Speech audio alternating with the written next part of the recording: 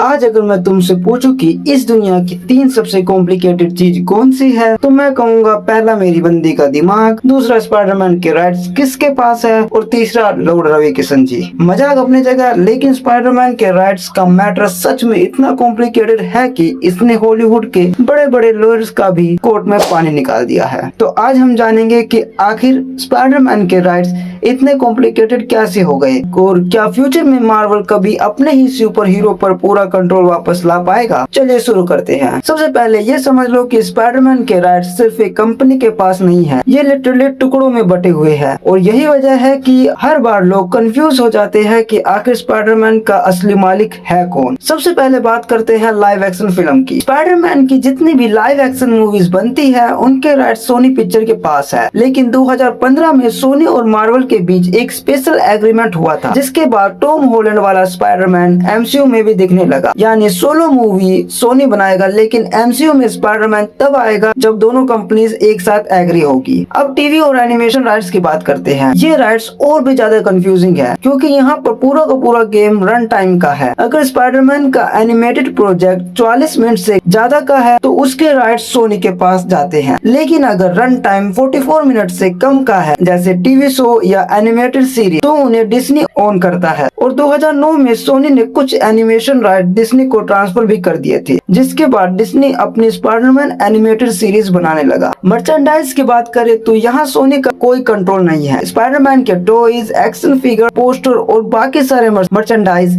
Disney own करता है। हालांकि एक टाइम ऐसा भी था जब ये राइट सोनी के पास थे, लेकिन 2011 में फाइनेंशियल रीजन की वजह से सोनी ने ये राइट्स डिज्नी को बेच दिए और आज भी डिज्नी स्पाइडरमैन का सबसे ज्यादा पैसा मर्चेंडाइज के थ्रू ही छापता है। कॉमिक की दुनिया में पिक्चर बिल्कुल क्लियर है। स्पाइडरमैन की ओरिजिन कॉमिक बुक, स्टोरीज और कैरेक्टर राइट हमेशा से मार्वल के पास ही रहे हैं। ये राइट्स कभी भी सोनी को ट्रांसफर नहीं किए गए। अब बात आती है वीडियो गेम्स की। टेक्निकली स्पाइडरमैन के गेमिंग राइट्स मार्वल के पास है, लेकिन मार्वल खुद कभी गेम नहीं बनाता, वो अलग अलग स्टूडियो को लाइसेंस देता है। इसी वजह से सोनी ने इनसोम्निक गेम्स के साथ मिलकर स्पाइडरमैन को प्ले स्टेशन एक्सक्लूसिव बना दिया, लेकिन ये एक्सक्लूसिव सिर्फ प्ले स्टेशन तक ही लिमिटेड है। मोबाइल गेम पर सोनी का कोई भी कंट्रोल नहीं है, जैसे कि पबजी मोबाइल या बीजीएमआई पे पूरा कंट्रोल मार्वल का है। इसीलिए स्पाइडरमैन तुम्हें Marvel future fight, Marvel future revolution और कई दूसरे मोबाइल गेम्स में भी देखने को मिल जाता है। तो अब तक तुम समझ ही गए होंगे कि स्पाइडरमैन के राइट्स एक कंपनी के पास नहीं है, बल्कि अलग अलग कैटेगरी में बटे हुए हैं और इसी डिवीजन की वजह से हॉलीवुड का ये सबसे कॉम्प्लिकेटेड राइट सिस्टम बन चुका है। लेकिन सवाल ये है, आखिर ये सब शुरू कैसे हुआ? उसके लिए हमें टाइम में पीछे जाना पड़ेगा। 1985 में एक ऐसा वक्त था जब मार्वल आज जैसे $1 बिलियन स्टूडियो नहीं था, बल्कि एक डूबती हुई कंपनी थी। कॉमिक्स की सेल लगातार गिर रही थी, कर्ज लगातार बढ़ता जा रहा था और कंपनी के पास अपने बिजनेस को चलाने के लिए पैसा बिल्कुल नहीं था। हालात इतने खराब हो चुके थे कि मार्वल्स को मजबूरन अपने ही सुपर हीरो के फिल्म राइट्स अलग अलग स्टूडियो को देने पड़े। और सिर्फ स्पाइडरमैन ही नहीं, Hulk, X Men, Fantastic Four, Daredevil, Blade, Punisher और घोस्ट राइडर जैसे बड़े बड़े कैरेक्टर भी धीरे धीरे मार्वल के हाथ से निकलते गए। सोचो, आज जिन हीरोज ने मार्वल्स को दुनिया की सबसे बड़ी एंटरटेनमेंट कंपनी बनाया है, एक वक्त ऐसा भी था जब कंपनी उन्हें सिर्फ जिंदा रहने के लिए बेच रही थी। वैसे अगर तुम इनमें से किसी भी कैरेक्टर के राइट्स की पूरी कहानी जानना चाहते हो तो उस कैरेक्टर का नाम कमेंट में लिख देना, मैं उस पर एक डिटेल वीडियो लेके आऊंगा। लेकिन इन सब डील्स में सबसे अजीब और सबसे कॉम्प्लिकेटेड डील थी स्पाइडरमैन की। 1985 में मार्वल ने स्पाइडरमैन के फिल्म राइट्स सिर्फ $25,000 में कैनन फिल्म को दे दिए थे। आज के हिसाब से ये अमाउंट बहुत छोटा लगता है, लेकिन उस वक्त मार्वल के लिए ये पैसे भी बहुत ज्यादा जरूरी थे। शायद उस वक्त किसी ने ये सोचा भी नहीं होगा कि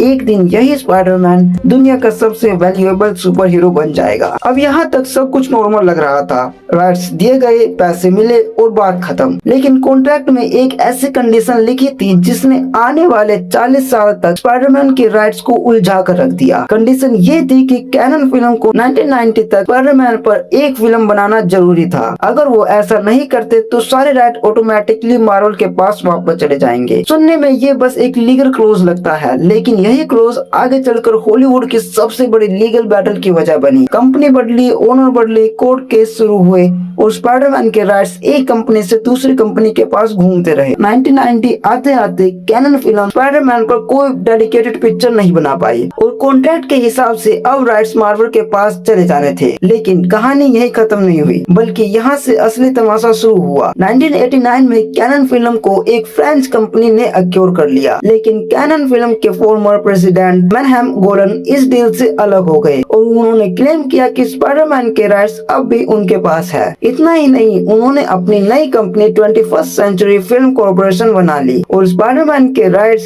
भी उसी कंपनी में ट्रांसफर कर दिए। यानी एक ही कैरेक्टर पर दो अलग अलग कंपनीज अपना हक जताने लगी। अब गोलन ने स्पाइडरमैन के नाम पर अलग अलग स्टूडियो से इन्वेस्टमेंट लेना स्टार्ट कर दिया। उन्हीं में से एक नाम था सोनिक पिक्चर। और इसी बीच हॉलीवुड के लेजेंडरी डायरेक्टर जेम्स कैमरन भी स्पाइडरमैन पर फिल्म बनाना चाहते थे, लेकिन कैमरन के पास राइट्स नहीं थे। इसलिए उन्होंने कैरल को पिक्चर को कन्विंस किया कि वो स्पाइडरमैन के राइट्स खरीद ले। 1991 में कैरल को पिक्चर ने स्पाइडरमैन के राइट्स एक्योर कर लिए, लेकिन प्रॉब्लम ये थी कि 21st सेंचुरी फिल्म कॉर्पोरेशन अब भी क्लेम कर रही थी कि राइट्स उनके पास वैलिड है। और बस यहीं से शुरू हो गई हॉलीवुड के सबसे कंफ्यूजिंग लीगल बैटल। 1992 में 21st सेंचुरी ने कैरलकॉन और मार्वल दोनों के खिलाफ लॉ सूट फाइल कर दिया। उधर सोनी और दूसरी कंपनी जिन्होंने स्पाइडरमैन के नाम पर पैसा इन्वेस्ट किया था, वो भी कोर्ट पहुंच गई। फिर MGM भी इस लीगल बैटल में कूद पड़े और उसने आर्गुमेंट दिया कि ओरिजिनल डील कैनन फिल्म के साथ हुई और की एसेट उनके पास है, इसलिए असली राइट उनके होने चाहिए। अब हाल ये था कि स्पाइडरमैन से ज्यादा उसके लॉयर का स्क्रीन टाइम बढ़ चुका था। हर कंपनी बोल रही थी कि स्पाइडरमैन हमारा है, लेकिन सच ये था कि सालों तक किसी के पास भी क्लियर ओनरशिप नहीं थी और इसी लीगल वॉर ने स्पाइडरमैन के पहले मूवी को कई साल तक डिले कर दिया। लेकिन सालों के कोर्ट हियरिंग, सेटलमेंट और नेगोशिएशन के बाद आखिरकार 1999 में ये लीगल बैटल खत्म हुई और स्पाइडरमैन के फिल्म के राइट्स ऑफिशियली सोनी पिक्चर के पास चले गए और यहीं से स्पाइडरमैन की एक नई जर्नी स्टार्ट होती है। 1999 में स्पाइडरमैन की फिल्म राइट्स ऑफिशियली सोनी के पास आ गए थे और सोनी ने बिना वक्त गवाए स्पाइडरमैन पर काम करना स्टार्ट कर दिया। इसके बाद आई सैम रेमी की ट्रायलॉजी, जिसने सिर्फ स्पाइडरमैन को ही नहीं बल्कि पूरे सुपर हीरो जेनरा को एक नई पहचान दे दी। लेकिन वक्त के साथ सोनी के लिए भी ये सब कुछ परफेक्ट नहीं रहा। 2011 में कंपनी ने स्पाइडरमैन के मर्चेंडाइज राइट डिज्नी को बेच दिए और फिर 2014 में द अमेजिंग स्पाइडरमैन 2 सोनी की एक्सपेक्टेशन पे खड़ी नहीं उतर पाई। उसी साल सोनी को एक बड़े हैकिंग अटैक का भी सामना करना पड़ा था, जिसमें कंपनी के कॉन्फिडेंशियल ईमेल लीक हो गए। तब दुनिया को पहली बार पता चला कि सोनी और मार्वल काफी टाइम से स्पाइडरमैन के लिए सास बहू की तरह लड़ रहे थे। फिर आया 2015, सोनी और मार्वल के बीच एक हिस्टोरिकल डील हुई। डील सिंपल थी, स्पाइडरमैन की सोलो मूवी और उनका बॉक्स ऑफिस कलेक्शन सोनी के पास रहेगा, जबकि मार्वल स्टूडियो कैरेक्टर की स्टोरी और क्रिएटिव डायरेक्शन में हेल्प करेगा। इसी डील की वजह से टॉम हॉलैंड MCU का स्पाइडरमैन बना और हमें कैप्टन अमेरिका सिविल वॉर से लेकर नो वे होम तक। लेकिन एक बात आज भी नहीं बदली, स्पाइडरमैन आज भी पूरी तरह मार्वल का नहीं है। अगर कल सोनी और मार्वल की पार्टनरशिप टूट जाए तो MCU स्पाइडरमैन का कोई यूज नहीं कर सकता। यानी मार्वल को आज भी अपने ही सबसे पॉपुलर सुपर हीरो के लिए सोनी के साथ एग्रीमेंट करना पड़ता है और शायद इसी वजह से